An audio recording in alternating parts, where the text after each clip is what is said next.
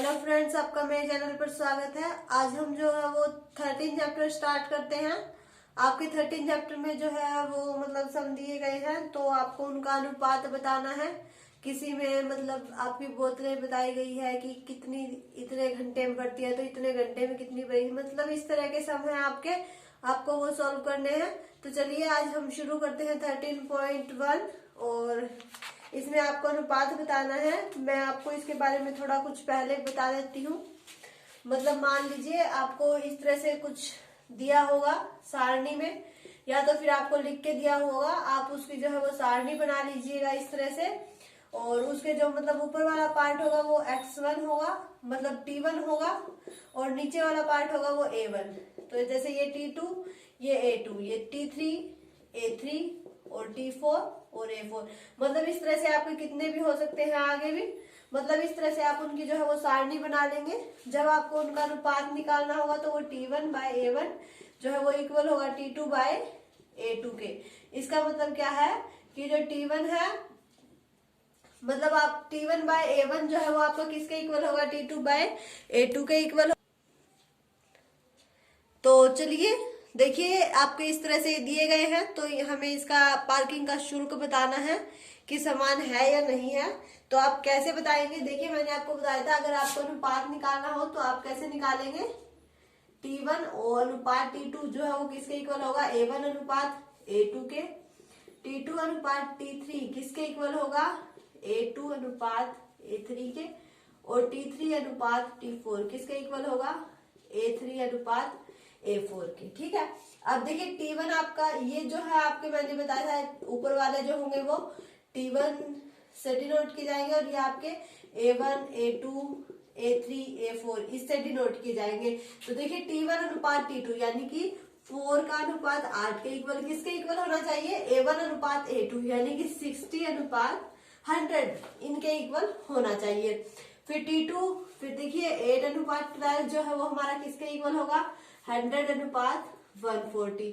उसके बाद देखिए 12 अनुपात 24 जो है वो हमारा किसके इक्वल होगा, 140 और 180। ठीक है, अब आप इन्हें काट के देखिए। देखिए जैसे 4/8 है, इसे हम 2 पे काट सकते हैं, 2 2 जा 4, 2 2 जा 4, यानी कि ये हमारा किसके इक्वल आ गया, 1 अनुपात 2 के। और ये वाला जब हम काटते हैं तो देखिए 2 3 जा 6, 2 5 जा 10, यानी कि 3 अनुपात 5, ये दोनों के आ गए, नोट इक्वल आ गए। तो अब हम अगले का देखते हैं, जैसे 8 और 12 है, 2 4 जा 8, 2 6 जा 2 2 जा 4, 2 3 जा, यानी कि 2 अनुपात 6 इक्वल होना चाहिए 10 से 10, 2 5 जा 10, 2 7, 5 अनुपात 7, यानी कि ये भी नॉट इक्वल है। तो अगर आप तीसरा भी निकालना चाहे तो आप तीसरा भी निकाल सकते हैं, लेकिन नहीं हम सीधे ही बता सकते हैं कि जो ये अनुपात जो है वो हर समय इनका सेम नहीं है, कभी कम होता है तो कभी ज्यादा होता है। तो आपका अनुपात जो है वो सेम नहीं आएगा, क्योंकि ये तो हमें यहाँ से पता चल जाता है कि इसका नहीं आंसर आएगा, फिर भी आपको निकाल के तो दिखाना ही पड़ेगा। तो आप इस तरह की सारणी बना लीजिए और इन्हें इस अनुपात में डिवाइड कर लीजिए, और उसके बाद इन्हें काट के देख लीजिए कि अनुपात सेम है। अगर आपका अनुपात सेम होता तो यहाँ 1 अनुपात 2 है, तो यहाँ भी आपका 1 अनुपात 2 ही आता, तो वो आपका समय सेम होता। लेकिन आपका समय सेम नहीं है, तो ये जो है वो अलग अलग आ रहे हैं। तो बस आपको इस एक्सरसाइज में यही बताना है। तो चलिए देखिए, इसी के साथ हम जो है वो नेक्स्ट क्वेश्चन देखते हैं। नेक्स्ट क्वेश्चन में आपकी जो है वो सारणी दी गई है, लेकिन क्या दिया गया है कि आपकी जो सारणी है वो आधी दी गई है, आधी आपको खुद से कंप्लीट करनी है। ठीक है, आपका मान लीजिए कोई लाल रंग का जो है वो पदार्थ दिया गया है एक तो, और एक जो है वो आपका मिश्रण दिया गया है, मतलब हर एक कलर का जो है वो उसके अंदर मिश्रण है। तो ये 1 4 7 12 और 20, ठीक है, इस तरह से दिया गया है।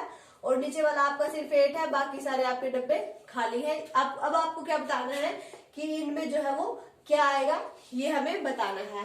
तो इसके लिए मैंने आपको फॉर्मूला बताया था। इसमें आपका कहा गया कि पेंट के जो मूल मिश्रण के 8 भाग है, उसमें लाल रंग के पदार्थ का 1 भाग मिलाकर जो है वो मिश्रण तैयार किया गया है। यानी कि लाल रंग का 1 भाग का मिश्रण कितना है, 8 है, यानी कि 8 सब में मिला हुआ है, उसके बाद ही कोई मिश्रण आगे तैयार किया गया है। तो उस मिश्रण के मूल भाग में वे ज्ञात करने हैं, मतलब हमें ये बताने हैं। तो मैंने आपको बताया था कि इन्हें हम कैसे सॉल्व कर सकते हैं। जो ऊपर वाला होता है इसे हम टी से डिनोट करते हैं, T1 T2 T3 T4 T5, और नीचे वाले को A1 से डिनोट करते हैं। ठीक है, ये मैंने आपको बताया था। फिर मैंने आपको एक बात और बताई थी कि T1 अनुपात T2 होगा वो इक्वल होगा किसके, A1 अनुपात A2 के, या फिर आपका T1 बाय A1 जो है वो इक्वल होगा किसके, T2 बाय A2 के। ये बात बताई थी मैंने आपको। अब देखिए आपका T1 दिया गया है, A1 दिया गया है और T2 भी दिया गया है, यानी कि A2 ही नहीं दिया गया बस। तो इससे हम A2 की वैल्यू निकाल सकते हैं। फिर आगे इसे जब हम रखेंगे, यानी कि इसका जो नेक्स्ट स्टेप हम जब यूज करेंगे तो हमारा ये आएगा, मतलब T3 बाय A3 ये आएगा। तो इससे हमें A3 की वैल्यू निकल जाएगी क्योंकि A2 की हमें यहाँ से मिल जाएगी। तो इसी के साथ जब हम नेक्स्ट स्टेप जो है वो इसका यूज करेंगे तो हमें जो है वो T4 की वैल्यू मिल जाएगी। तो अब हम पहले इसे यूज करते हैं। देखिए T1 बाय A1 जो है वो इक्वल है T2 बाय A2 के। अब देखिए आपका T1 कितना है 1, A1 कितना है 8, T2 कितना है 4 और ये A2 हमें निकालना है। आप इसकी जो है वो क्रॉस मल्टीप्लाई कर दीजिए, A2 इक्वल आ गया 8 मल्टीप्लाई 4 यानी कि 32 आपका, मतलब आपका जो अगला पार्ट होगा ये 32 होगा।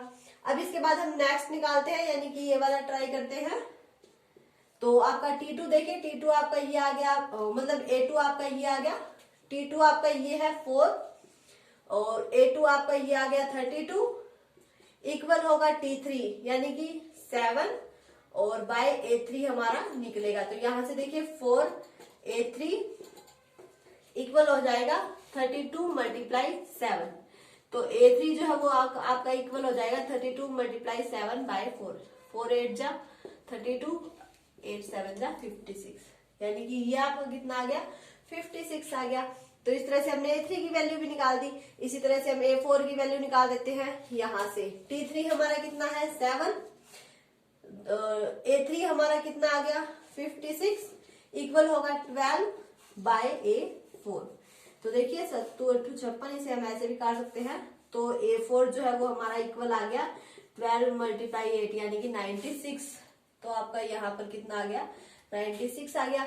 लास्ट वन रह गया, इसके लिए भी हम यहाँ पर फॉर्मूला यूज करते हैं T4 by A4 is equal to T5 by A5। तो हमारी A5 की वैल्यू निकल जाएगी। T4 हमारा कितना है 20 ही है ना, 12। T4 4 हमारा 12 है, A4 हमारा कितना है 96 है इज इक्वल टू 20, यहाँ हमारा A5 आएगा। तो 12 8 96, तो 20 8 160। तो A5 आपका कितना आ गया 160, यानी कि इसकी वैल्यू आपकी कितनी आ गई 160। तो इस तरह से देखिए, अगर आपको ये पूरी सारणी दी गई है तो आपसे अनुपात पूछा जाएगा, तो आप ये फॉर्मूला यूज करके अनुपात बता सकते हैं। और अगर आपको मान लीजिए अनुपात दिया गया है हर किसी का, तो देखिए ये 1 8 जा 4 8 32 होते हैं, 7 8 56 होता है, 12 8 96, यानी कि इन सब का अनुपात क्या है सेम है। आप उस बात से भी अंदाजा लगा सकते हैं। या फिर आपके लिए ये एक फॉर्मूला है, T1 है तो bye A1, T2 bye A2, इससे इक्वल करके हम A2 की वैल्यू निकाल सकते हैं। अगर आपको A3 की निकालनी है तो आप मतलब T2 bye A2 T3 bye A3 हो जाएगा। अगर 4 की निकालनी है, 5 की निकालनी है, तो आप इस तरह से कितनी भी वैल्यूज आगे आगे निकाल सकते हैं। तो इस तरह से जो आप जो है वो क्वेश्चन सोल्व कर सकते हैं।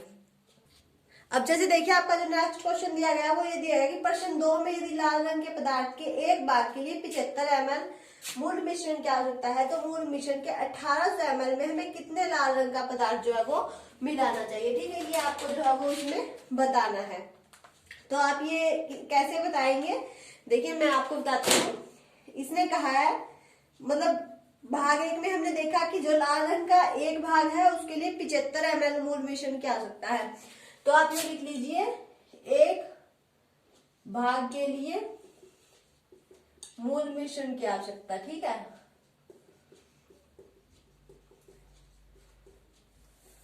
ऐसे ही आएगा ना, 75 ml की मूल मिश्रण की आवश्यकता है, यानी कि मूल मिश्रण की आवश्यकता कितनी है 75 ml। ठीक है, समझ में आ रहा है ना। एक भाग के लिए मूल मिश्रण की जो आवश्यकता है वो कितनी है हमारी 75 ml है। तो इसने पूछा कि मूल मिश्रण के 1800 ml के लिए हमें कितने कलर का पदार्थ जो है मिलाना चाहिए। तो देखिए एक के लिए हमें 75 ml चाहिए। आप मेरी बात समझने की कोशिश कीजिए, एक के लिए हमें 75 ml चाहिए और इसने पूछा है कि 1800 ml के लिए हमें जो है वो कितना लाल रंग का पदार्थ जो है वो चाहिएगा। तो देखिए एक के लिए 75 चाहिए, तो 1800 इसने ml दिया है कि 1800 ml के लिए हमें कितना चाहिएगा। तो अगर हम इसे 75 से डिवाइड कर दें तो हमें पता चल जाएगा कि ये कितने भाग के लिए होगा।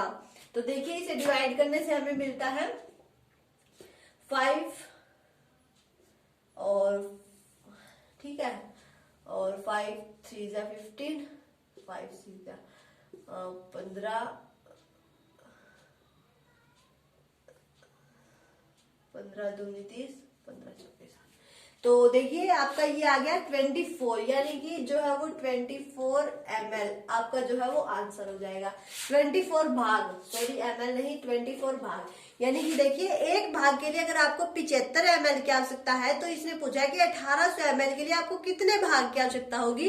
तो आप इसका आंसर उससे डिवाइड करके दे सकते हैं कि 24 भाग की जो है वो हमें आवश्यकता होगी। यानी कि जब 24 भाग होंगे हमारे 75 ml का एक होगा, लेकिन 1800 ml के लिए हमें उसके 24 भाग जो है वो करने पड़ेंगे। तो इस तरह से आपका जो क्वेश्चन है ये सोल्व होता है। ठीक है, तो एक कहा गया है कि किसी ड्रिंक की फैक्ट्री में 6 घंटे में 1840 बोतलें भरी जाती है, तो 5 घंटे में कितनी बोतलें भरी जाएंगी। तो देखिए 6 घंटे में आपकी 840 बोतलें जो है वो ड्रिंक की भरी जाती है। तो 1 घंटे में आपकी कितनी भरी जाएंगी, 840/6, यानी कि इसे डिवाइड कर दे इसे। और उसके बाद इसने कहा है कि 5 घंटे में कितनी भरी जाएंगी, तो आपका आ जाएगा 840/6 × 5। इसे काट दीजिए, 3 2 4 जाए, 2 2 जा 4 और 3 1 जा 3, 3 4 जा 12, ठीक है, 140। तो 700 बोतलें जो है वो आपका आंसर हो जाता है। कैसे होगा, देखिए इसने कहा है कि 6 घंटे में आपकी किसी ड्रिंक की फैक्ट्री में की एक मशीन है, वो 6 घंटे में 840 बोतलें भरती है। तो आपको यहाँ पर ये लिखना है, लाइन नहीं माननी है कि 6 घंटे में बोतलें भरती है कितनी, 840। तो 1 घंटे में कितनी भरेगी वो, यही लिखना है यहाँ। 1 घंटे में कितनी बढ़ेगी, 840/6, यानी कि 840 को अगर हम 6 से डिवाइड कर दे तो हमारा आंसर आ जाएगा। फिर इसने पूछा है कि आपका जो मशीन है वो 5 घंटे में कितनी बोतलें भरेगी। तो हमने 5 घंटे लिए, वो आपकी कहाँ आएंगे, मल्टीप्लाई में। आप जो पहले लेंगे वो उसके डिवाइड में आएगा, फिर जो लेना है यानी कि जिसका हमें निकालना है वो आपका मल्टीप्लाई में आएगा। तो आपकी 700 बोतलें जो है वो आपका आंसर हो जाएगा। तो इस तरह से के क्वेश्चन जो है वो आपके 13.1 में है। मतलब आपको उनमें ये भी लिखना है और देखना भी है कि किस तरह का क्वेश्चन दिया गया है, उसमें डिवाइड करना है, मल्टीप्लाई करना है, ये भी आपको देखना पड़ेगा। और ये मतलब ये भी लिखनी है उसके अंदर आपको इक्वेशन लिख के, मतलब इस तरह से लिख के ही आपको जो है वो क्वेश्चन नीचे सोल्व करके दिखाना है, वरना आपके नंबर कट जाएंगे। तो अगर आपको मेरी वीडियो अच्छी लगे तो इसे लाइक कीजिएगा, शेयर कीजिएगा, और अगर आप मेरे चैनल पर नए हैं तो इसे सब्सक्राइब करके बेल आइकन दबा लें, ताकि आपको मेरे आने वाले वीडियो के नोटिफिकेशन मिलते रहे और आप अपने एग्जाम की तैयारी जारी रख सके।